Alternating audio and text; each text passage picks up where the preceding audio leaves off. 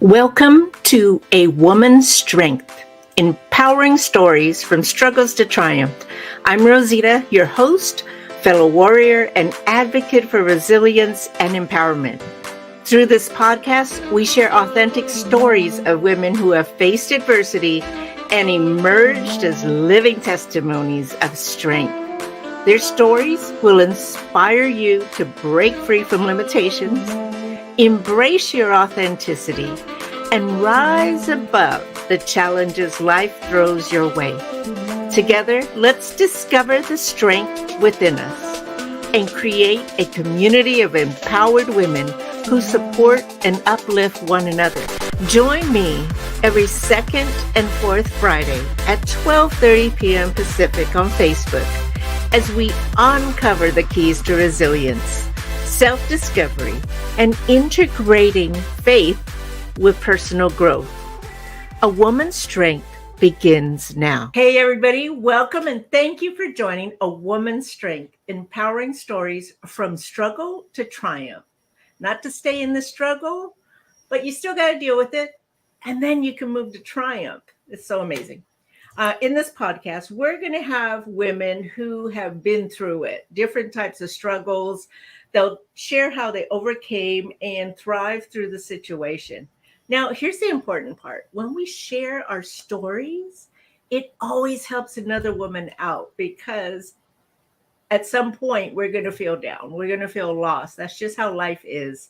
So I know for me, when I listen to other women who have gone through some horrible times and heartbreaking times, and then they share how they got through it and they thrived, it's like it gives me hope. And so that's what I want to do in this podcast, is to give women hope and ignite their strength. I'm Rosita Perez. I am a self-discovery coach. And today my guest is Michele Johnston. Hey, Michele. Hey, thanks so much for having me. Yes, absolutely. Now, Michele is a social media manager, and she inspires you to show up authentically on your social media. That is so important nowadays. Let's take off the mask and be who we are, right? Absolutely. So, Michele, hey, thank you for being here. And I know it's a vulnerable spot to share your struggle, but it's such an important opportunity for you to pay it forward, if you will, and help another woman out. So let's go ahead and dive into it, if you don't mind. Okay. Yeah. Can you share a pivotal point in your life where you face a significant struggle? Yes, absolutely. Mine's been quite a journey, and I hope that sharing my story will really empower other women to take action and to find their happy, as I did. So my story, really is how I grew up as a child. So I grew up in a religion that was very strict on their beliefs on how a woman should be, not only as a woman in the church, but a wife and a mother. And I had all these ideas in my head that I basically had to be like the perfect woman, like the Martha Stewart. And I strived so hard, and I constantly put myself down, and my self-esteem was so low because I couldn't reach these expectations. I was ashamed. I was ashamed of myself too. There was a sense of that. I grew up in the church. I turned 18, left the church for about 2 years, had my little wild rebellious state. That stigma just kept coming back to me, and that shame just kept coming back to me. I was not who I was supposed to be. And along came my husband at the time, and he was very conservative and very laid back. And I thought, he is the yin to my yang. I was like, he's going to reel me in, and I'm going to be able to settle down and be the woman I'm supposed to be. I ended up having 4 children at a young age. Again, part of the ideology that I had growing up.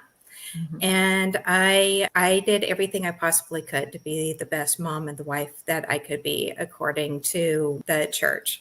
My kids grew older.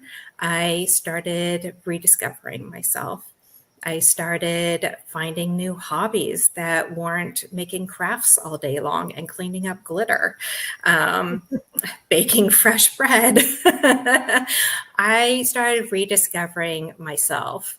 And I always say, I actually started coming back into myself, started picking up different hobbies, self-help books and podcasts.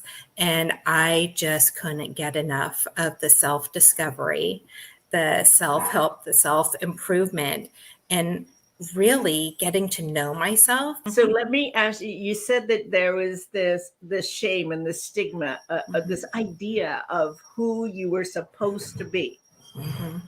That really stemmed from just upbringing, right? Growing up in the church. And so then you veered away from it, and then you meet this man.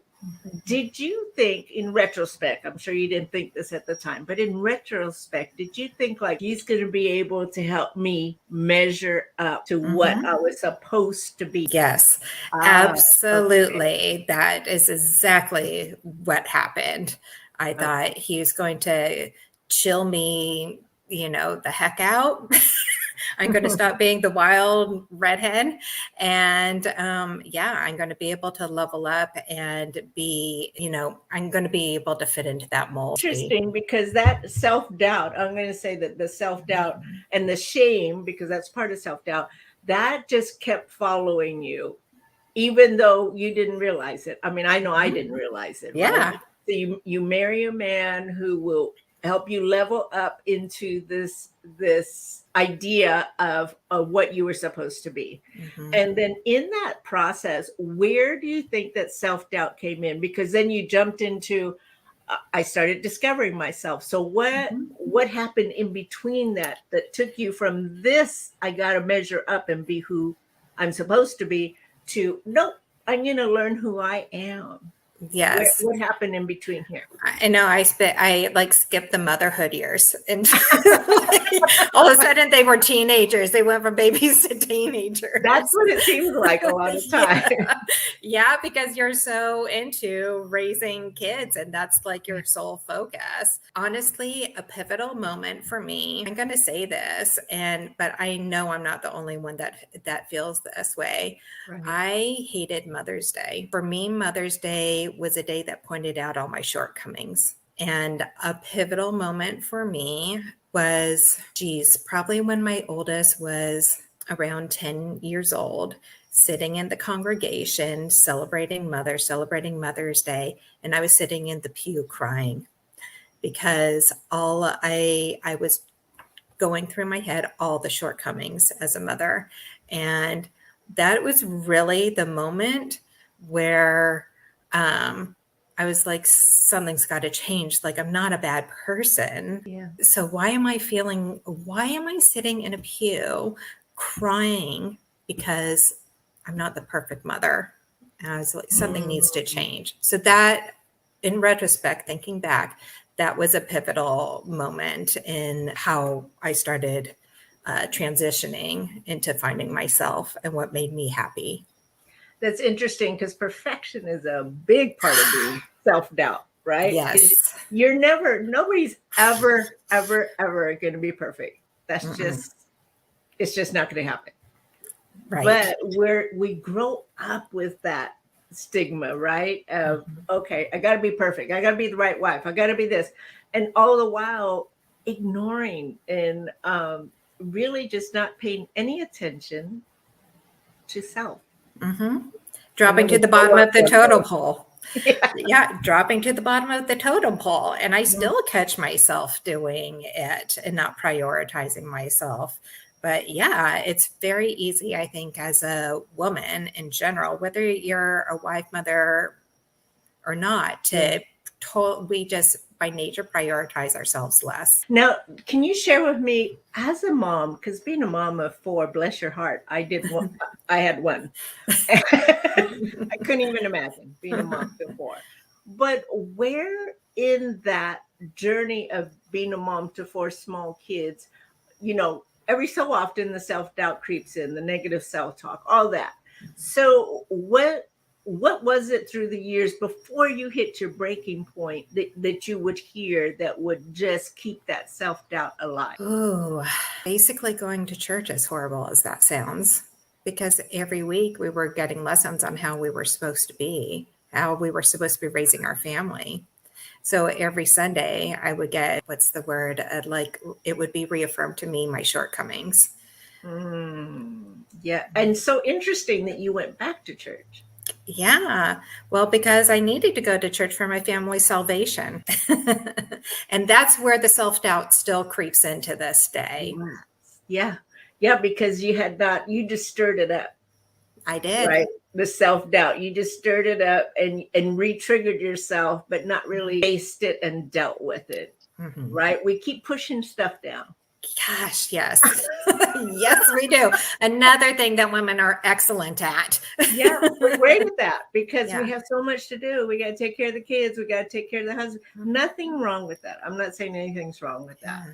But it's like a running fountain, right? Mm-hmm. Water comes in, goes through the different parts, and then comes down a wonderful, beautiful waterfall. And then it recycles itself.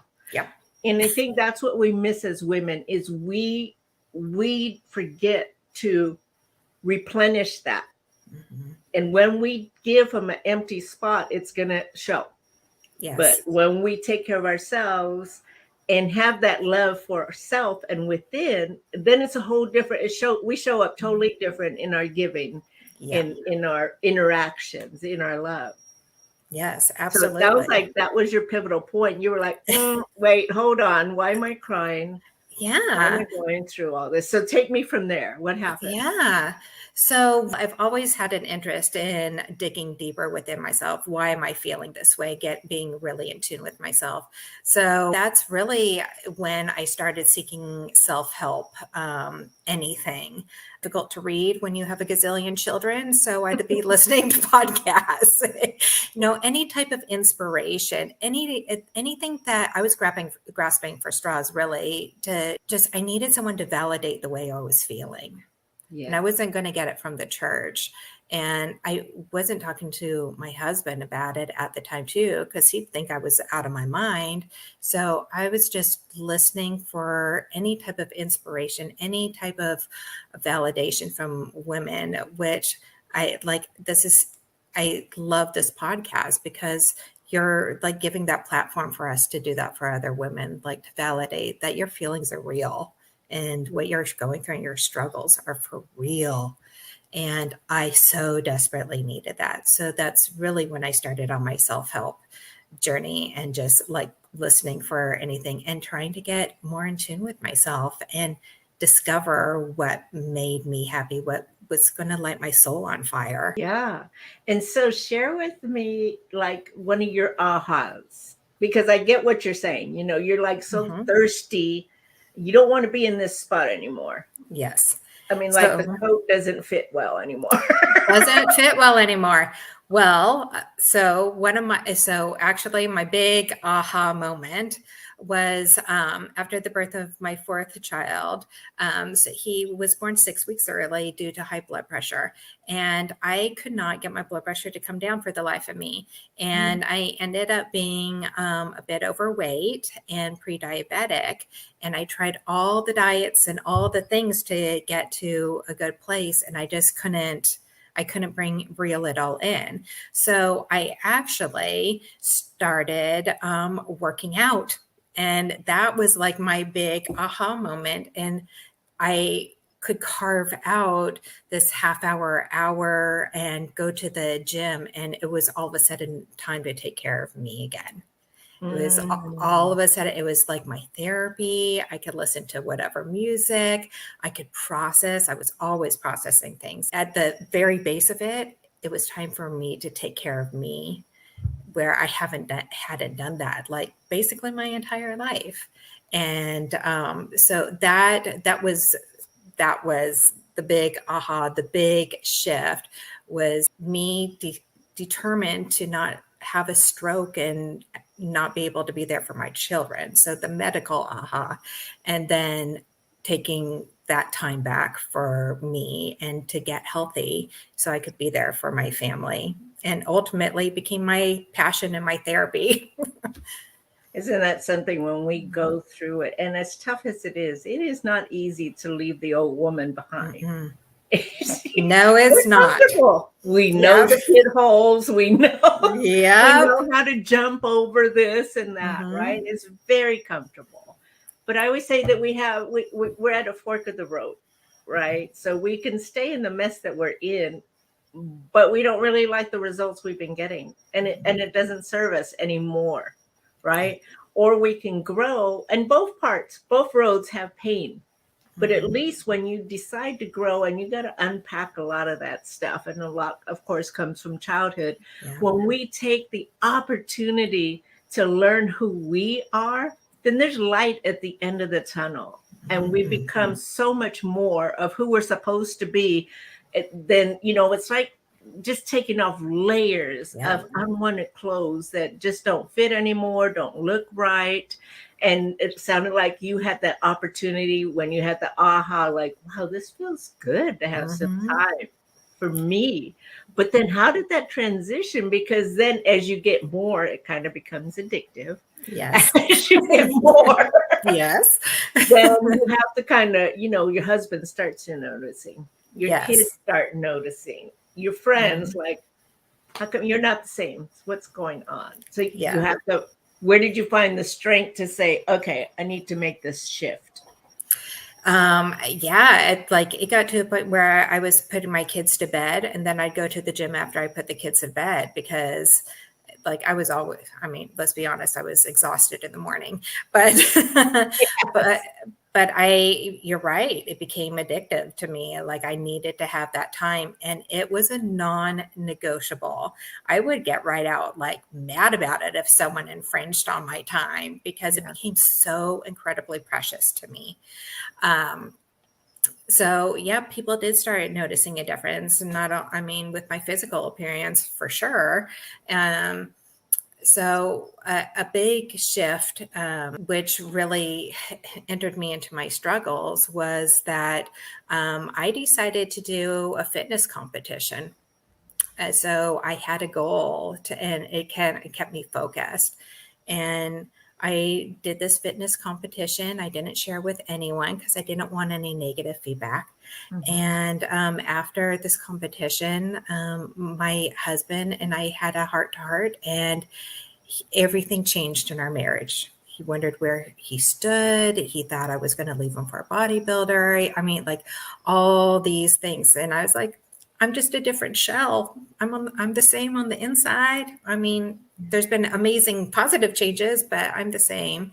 And so in my marriage and in my life, there was a big shift, and it actually was the unraveling, the beginning of the end with my marriage because of that, because this became a non-negotiable. And from here, I took up a passion in photography. And from there, I, started a photography business. And then I was just so excited about life and rediscovering who I was. And I was just doing all the things.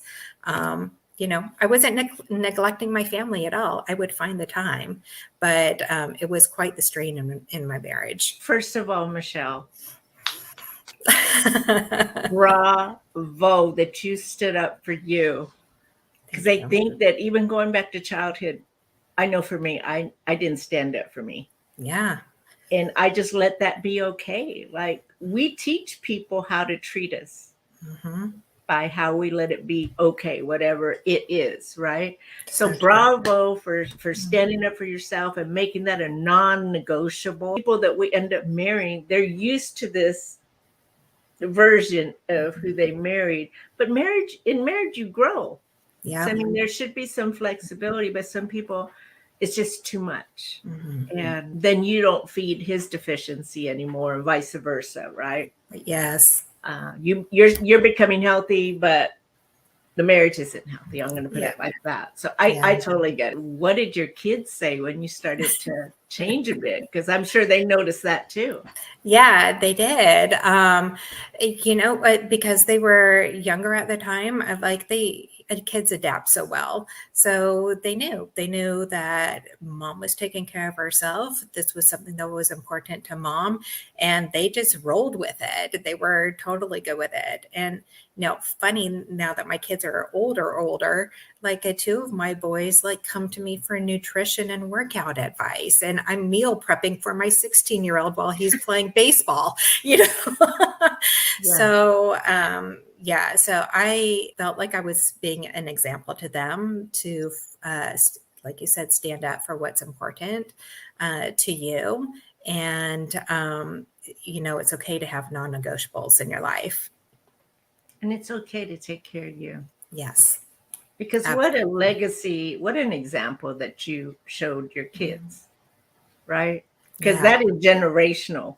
I know my mom probably didn't take care of herself a lot because she had 14 kids. So she didn't have time to take care of herself.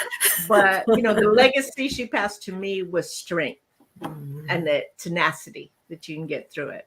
So the legacy you're passing on to your kids is non-negotiable boundaries that you need to take care of you. That's what it sounds like. Yeah, absolutely. Wow, what a great story. Oh, so Michele, we've got about 7-8 minutes left.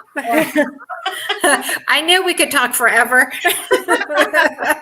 So I just want to recap real quick. You were brought up in the church, and nothing wrong with church. We're not bashing church at all for any religion. This is just part of Michele's story. A lot of us have done this, where we were raised in this mentality of what we're supposed to be. And then you broke out, got rebellious, and then you decided to come back in and you go marry somebody who could level you to what you thought you were supposed to be. Yeah. Then you wake up and find out, wait a minute, I kind of like this, taking care of myself and working out. And it changed your dynamic within yourself. You were an example to your kids. Your husband noticed, and there was a shift in the marriage that ended up in divorce, I think. Divorce, right? Yeah. And here you are today. You are a whole different woman. What are you doing nowadays? Oh, goodness. So my divorce was final about, 5 years ago. And there have been so many transitions in my life since then. And I just have to say, I know it can be so freaking rough, in the beginning. And I was a stay-at-home mom for 11 years. It was all of a sudden, I was back in the workplace.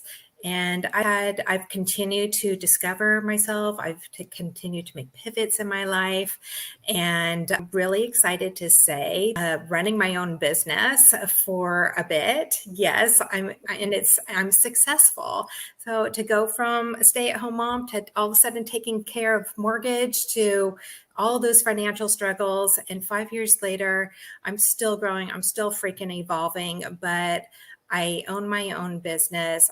I'm a social media manager, and really I love to use my platform to help support other life, mindset, empowerment coaches, because I believe so strongly in it. Like you said, Rosita, showing up authentically. And you don't have to be an influencer or coach or anyone big, but showing up authentically in your social media will just speak volumes to other women who maybe need that validation, need that inspiration that you have to share. So, so life is full, kids in school. And they're all older now. What are they? Out of high school? Almost out?